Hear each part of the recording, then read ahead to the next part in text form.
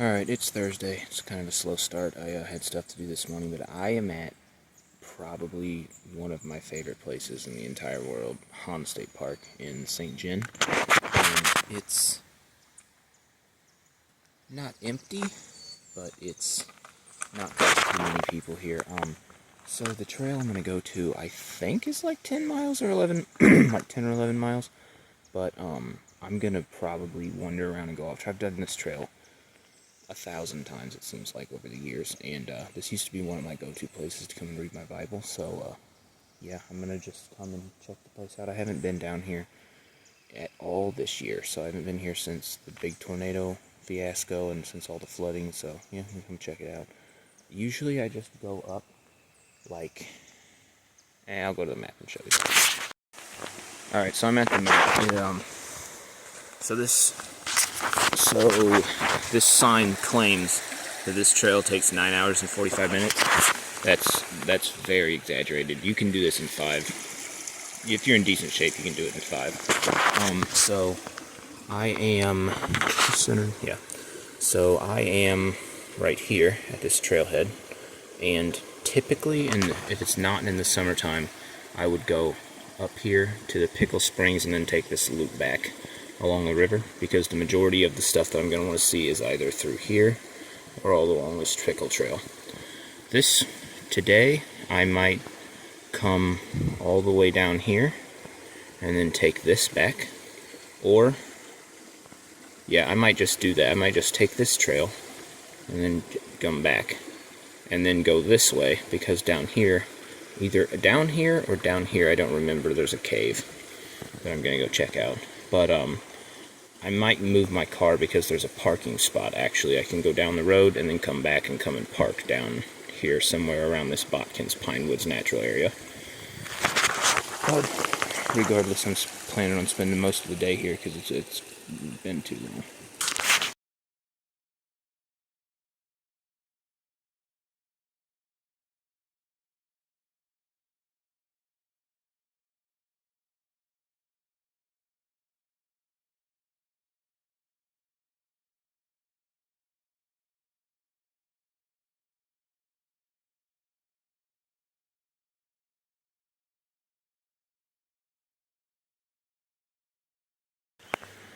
So the end of this cliff just fell off.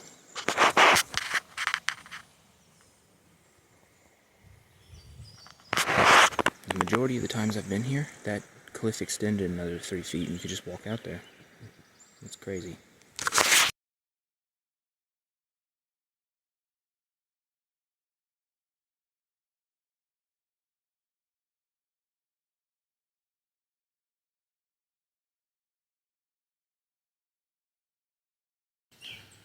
Alright, so I changed my mind already. I think I am going to go ahead and just do the entire trail because it's been almost 2 years, maybe a full 2 years since I've done it. I did hop off on this Pickle Creek trail because, well, for one, I want to go see the creek, and because this is where all the new pine trees are, and then, yeah, it's pretty down here. And also because I think I'm going to circle back to the car and go grab my GoPro and that selfie stick and then see what I can see in the creek, because the water's up still from the flooding.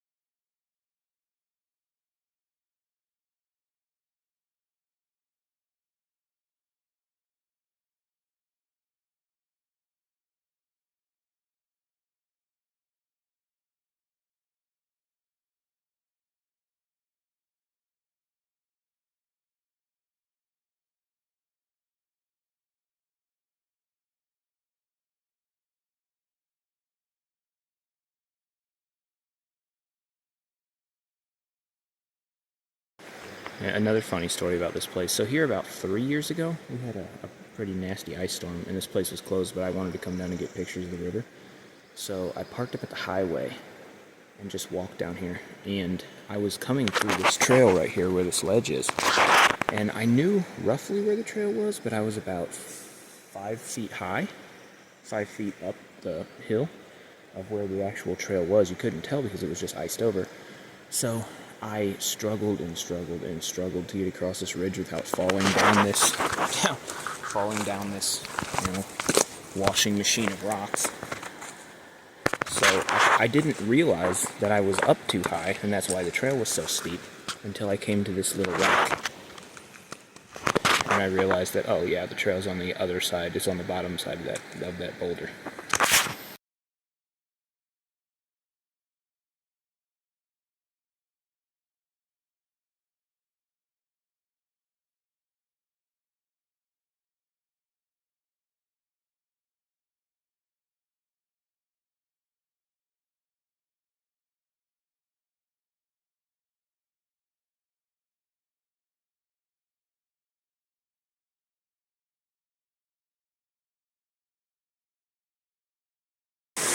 Alright, so I finally made it to Pickle Creek, and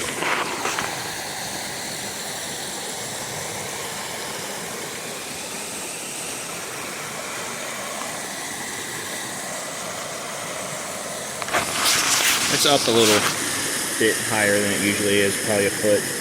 Actually, usually, without too much struggle, you can just walk right through here to the other side of the creek. So this rock ledge I'm on right now is actually, whenever I camp, so my favorite camping spot in Missouri is Camp Spot 1 here at Hawn State Park, and I usually come down the trail on the other side, cross right here, and then sit on this ledge or sit over there and eat breakfast and watch the sun come up. And yeah, this place is just like, I don't know, this place is like iconic for me. I spent so much time just sitting here. Also, I used to go over to this rock, the rock by this dead tree, and that's one of the places I used to sit and read my Bible, and just as people walked by, they just wave, and I'd wave back, and it was nice and peaceful. I've done that 1,000 times. So yeah, this is one of my happy places.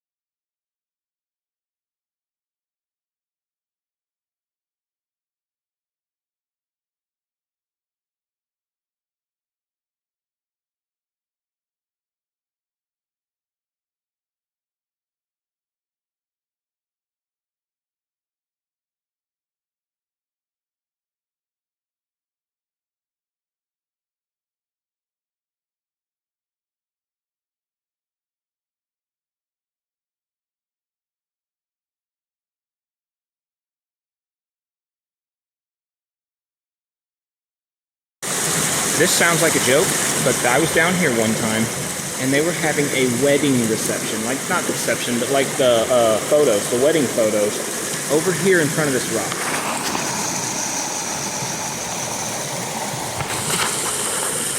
I mean, I get it, it's cool, but how did you get down? I'm sure that they walked down here and then changed, obviously, but there's old people, and women in high heels, and like all the normal stuff, but just down here. I don't know how you talk your old lady into that.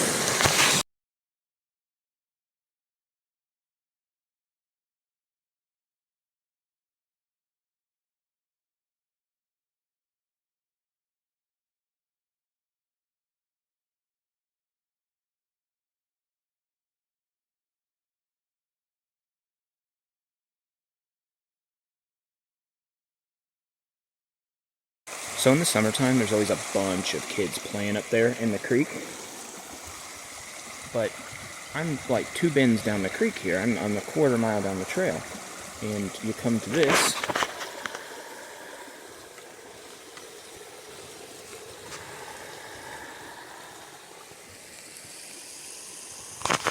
And there's never anybody down here, which is crazy to me.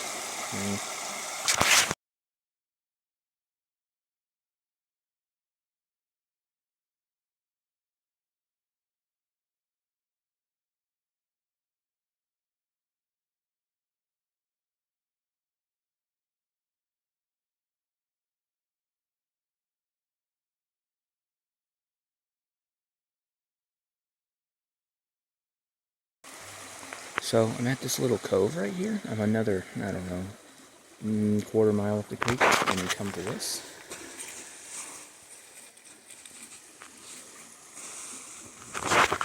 And what's so great about this is whenever you get the backpack camping spot number 1, this is literally just like, it's 100 yards up the trail.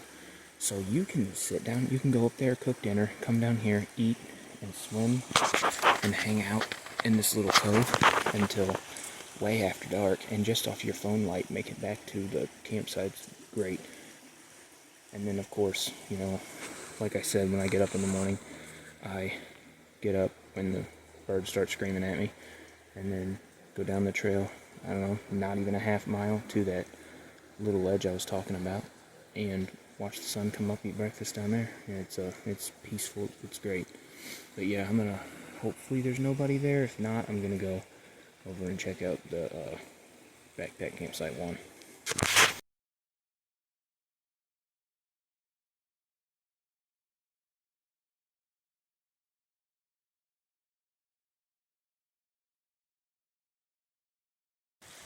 So actually, I'll just demonstrate. They took these two, there used to be 2 big trees right here, but they took them out, so you can actually see. Here is this little trail. That's, you might not be able to see, but the cove is right there that I was just at. It's 30 steps down this trail.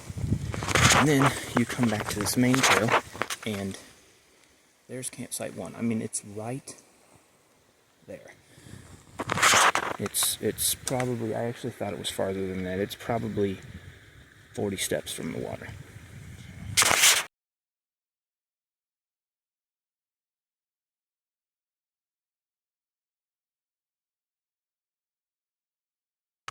Alright, so I'm standing in camp spot 1 right now that I was talking about. There's a fire pit and whatnot. There actually used to be a lot more trees here. But it's still nice. Like, all of these trees, literally all of them, look around at these pine trees. This is a hammock camper's paradise. Usually you have to bust your butt and try to find a spot and then make this work and that work and move all this. This is super simple. You just come up here, pick 2 trees, and swing a hammock up.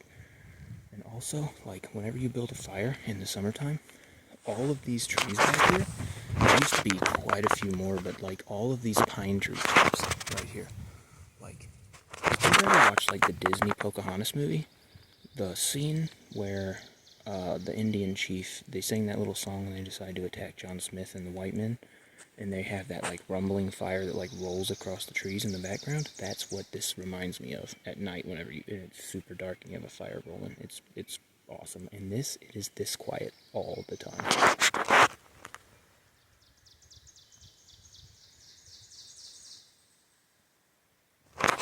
And when you're here, this is the view you get walking in. The little rumble of the stream in the background, it's perfect. It's the perfect camp spot.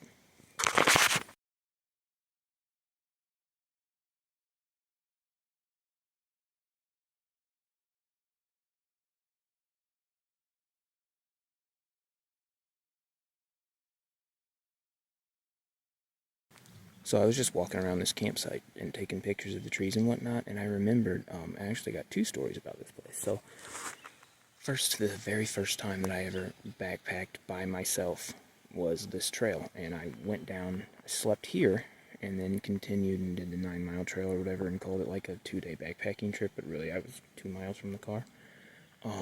Also, the second story, so there was another night, I think it was a different night, I don't think it was the first. I was in a tent. You know, people that know me remember my stupid orange and gray tent that was a piece of shit. So I was struggling to make that work, and it rained, and I got soaked all night long. So it was like 3 in the morning or 4 in the morning, and I was thinking about just leaving. And I turned my phone on and got a bunch of notifications, and I was actually sleeping right here in a flooded tent whenever I found out that everything was going to get shut down for COVID in 2020. So, you know, more history.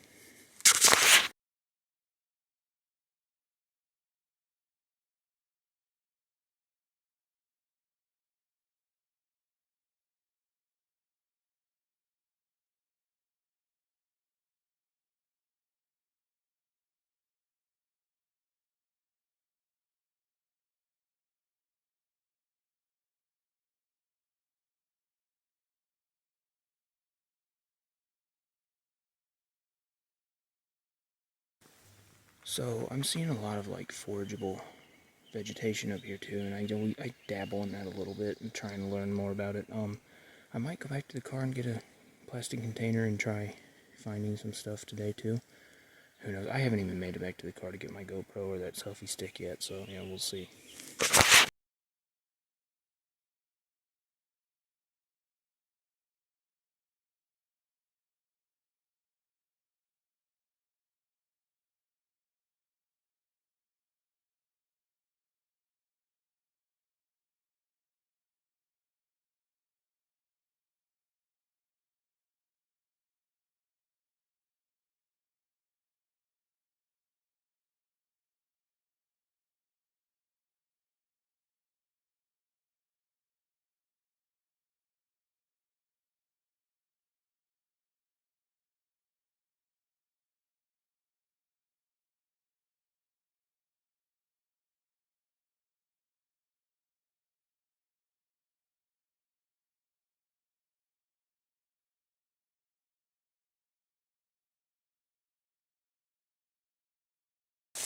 Well, it's 12:30 and got the poncho going. The rain we were promised this morning finally came around at 1:45.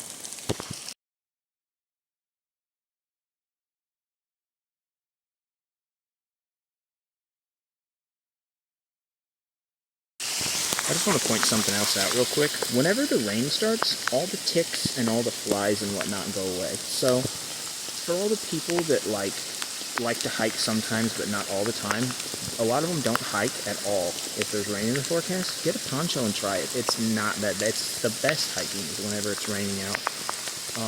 And to quote a great man once said,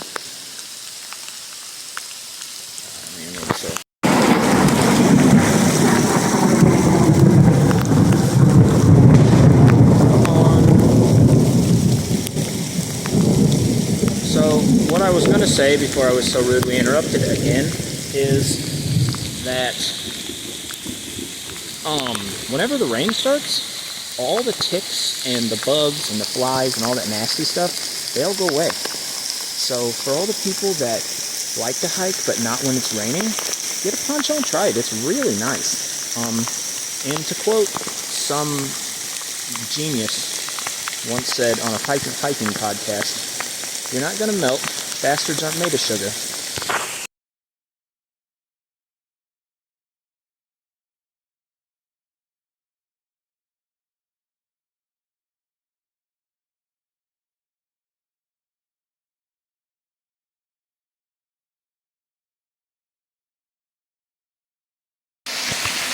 If I have one complaint for all the cleanup they've been doing, these trees offer no cover anymore.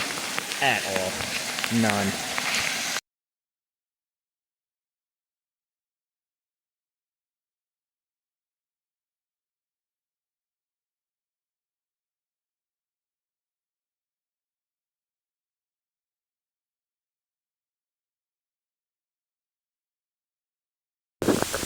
So of course all this rain would hit right whenever I'm in all these bald pine trees and no oaks. I did find a cedar, and it's not really covered, but it's not as bad as out there. I'm going to hang out here for a few minutes to see if I can keep my phone dry.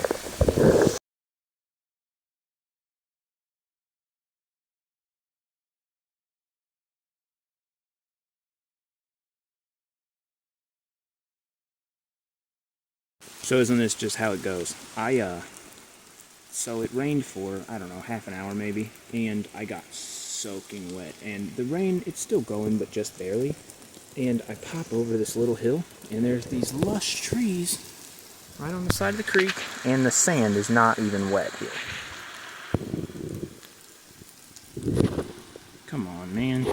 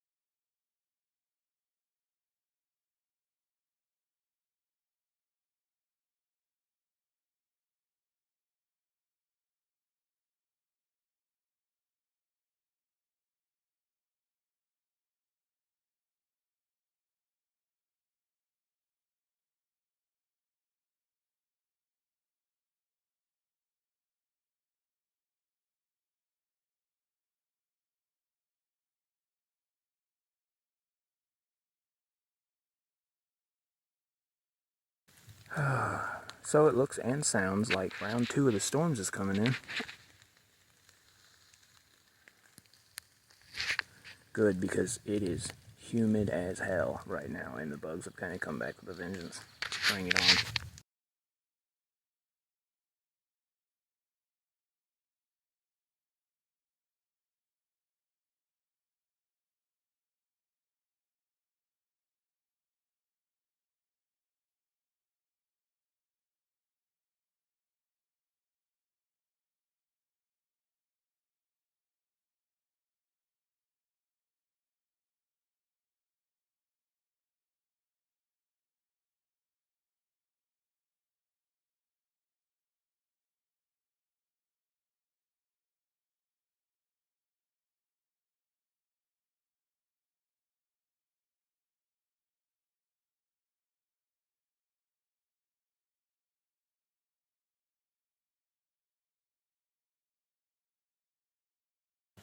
So, whenever I've circled around the tip of the ridge back there and said this is my favorite overlook, I was actually talking about this one. The other one is like, it's a couple hundred yards through the woods, but I forgot. I was thinking for some reason that like you come around the ridge and then this is on the other side, on that same ridge, but yeah, but anyway, this is the ridge that I always walk down Connector 3 to see.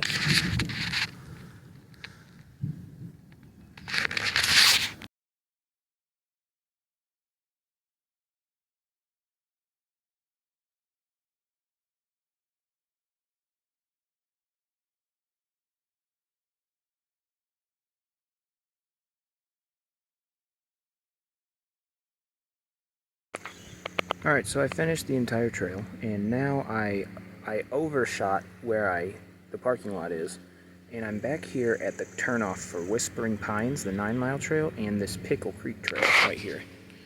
I'm back. Actually, that ledge where I said part of it fell off is actually right there. So, I think I'm gonna just redo Pickle Creek Trail because I didn't stay on it. I just went down to the creek and then shot back over to Whispering Pines. I want to actually take the Pickle Creek Trail back to the car because it's nice down there too.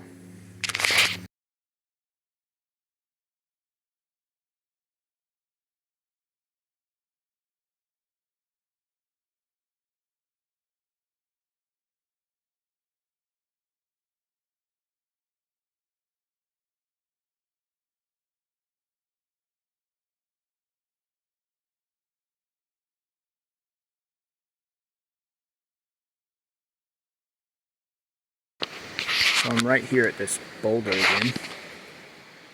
And actually, I forgot to mention, but on Connector, if I just turn straight around from this boulder, this little wall, then the ridge directly behind me across this valley is actually the ridge that I said that I always take Connector 3 so that I can go see. I think it's the high point. It's pretty close, but it's certainly higher than I am now. You can see out the farthest over there.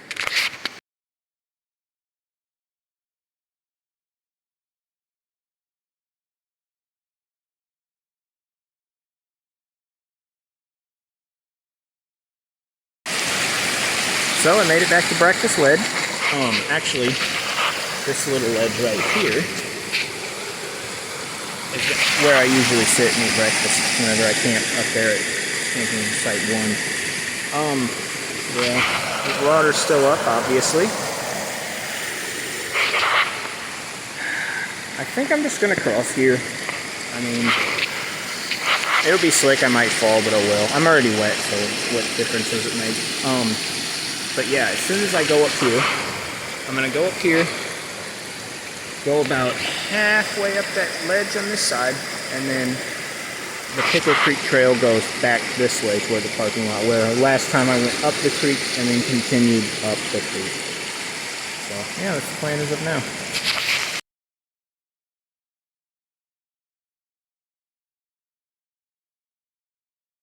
Alright, I made it, and I did not fall. But my water in my backpack is lukewarm, and this water is super cold, so I'm going to stop and filter some water just for the hell of it. Alright, so I suppose I'll show you how to use a water filter.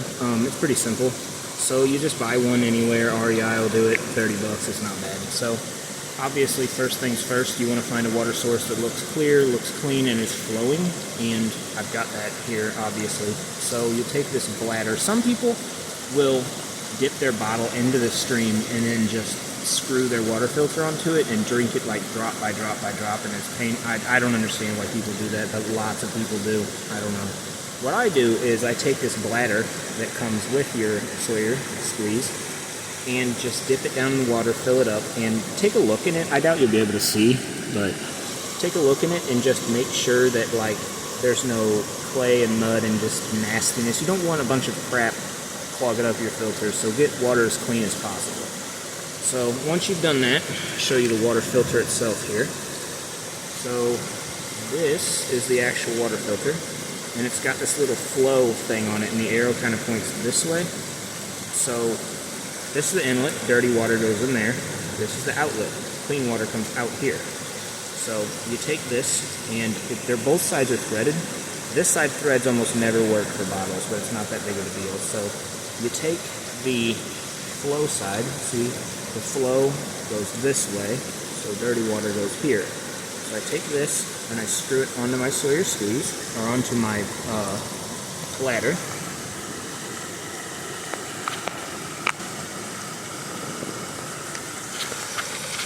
Like this.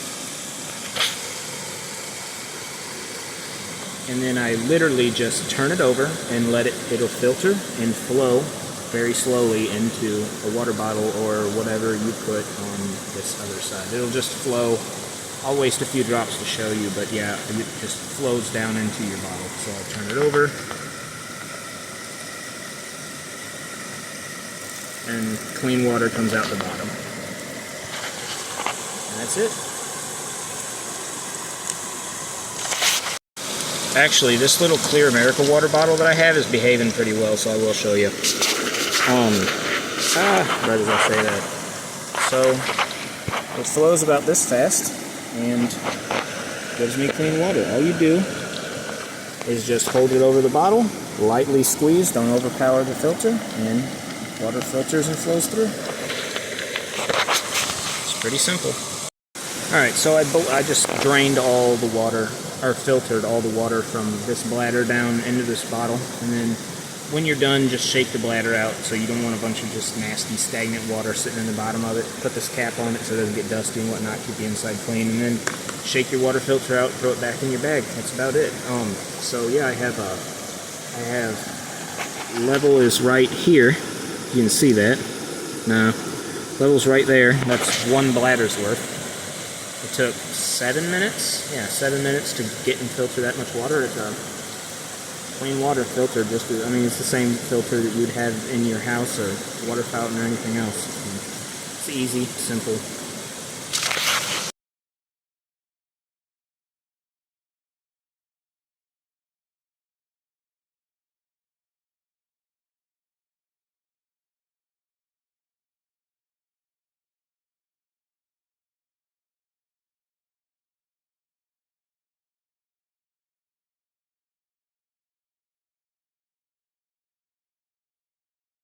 This is my watering hole. And when I come down here and I want to swim, this is where I go.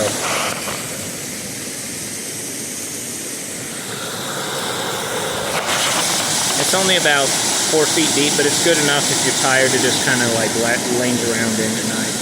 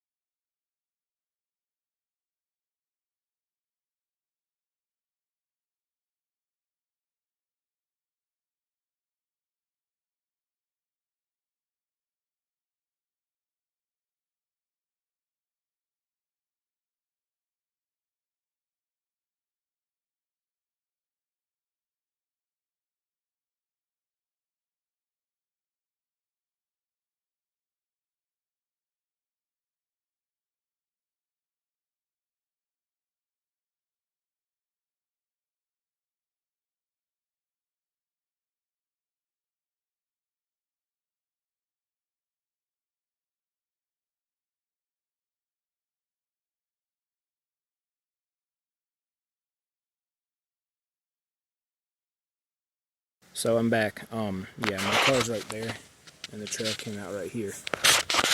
So, actually, after I filtered that water, I kind of had second thoughts, because my last water filter is kind of an older water filter. It's still Salter. It's still a Sawyer squeeze, but it's the older model. It looks a little bit different. And whenever I looked at it, like my old one, the little straw part was the part that filtered through, and the other side had a straw as well, but it was a little bit shorter. It's like reverse of what it is now. And I looked at it, and I seen that little flow sticker, and I was like, well, I guess maybe it is backwards. So I filtered it the way that it said on the directions, and I got to walking, and I was like, oh man, I hope that my sticker wasn't just put on backwards on the thing. So I got it out, and I checked to see if the other side would even fit on my water bottle, and it doesn't even fit. So I guess I did it the right way. I was a little concerned. I second-guessed myself for sure. Once I took a drink of the water, I was like, I don't know. But anyway, yeah, I'm back to my car. I was going to go up the hill and do the White Pines trail, but I think I'm going to skip it because Pickle Springs is only a couple miles down the road, and with the water up, it should be pretty cool. I think I'm going to do that instead.